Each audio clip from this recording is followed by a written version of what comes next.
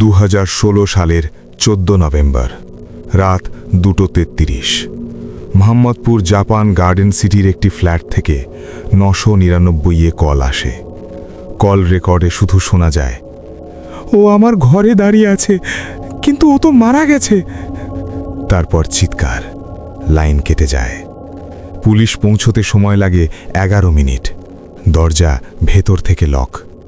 ভেতরে পাওয়া যায় রুমের মাঝখানে পড়ে আছে রাফি নামের এক যুবক, মৃত। ঘরে কেউ নেই।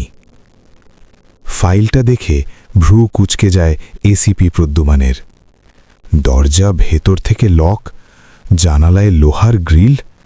তিনি ধীরে বলেন, তাহলে খুনি বেরোলো কিভাবে?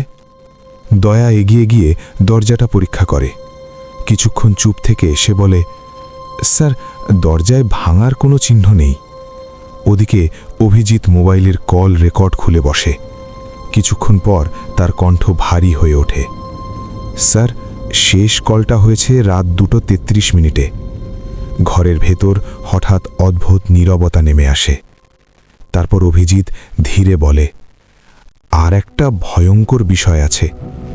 রাফি যাকে ফোনে ও বলছিল, সে তো... একটু থেমে সে ফাইলের নামটা পড়ে।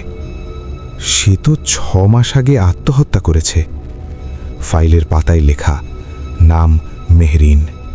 ঘরের বাতাস যেন হঠাৎ ঠান্ডা হয়ে যায়।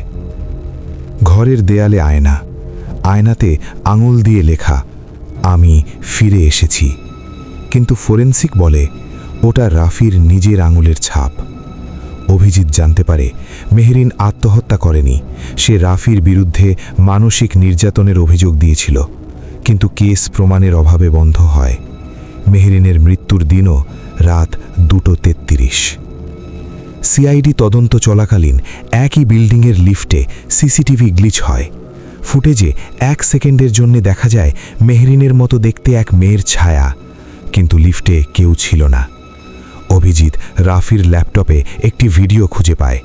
ভিডিওতে রাফি বলছে, আমি ওকে মেরেছি, কিন্তু কেউ জানবে না। ভিডিও 2:33 শেষ হয়। এসিপি শান্ত কণ্ঠে বলেন, এটা আত্মা না, এটা অপরাধবোধ।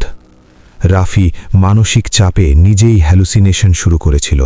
সে মেহরিনকে ধাক্কা দিয়ে ফেলে দিয়েছিল ছাদ থেকে। 6 মাস ধরে ভয় তাকে খাচ্ছিল। সেদিন রাতে নিজেকে শ্বাসরোধ করে।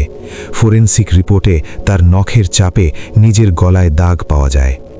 এসিপি প্রদ্যুমান বলেন, কখনো কখনো ভূত ফিরে আসে না, ফিরে আসে অপরাধ।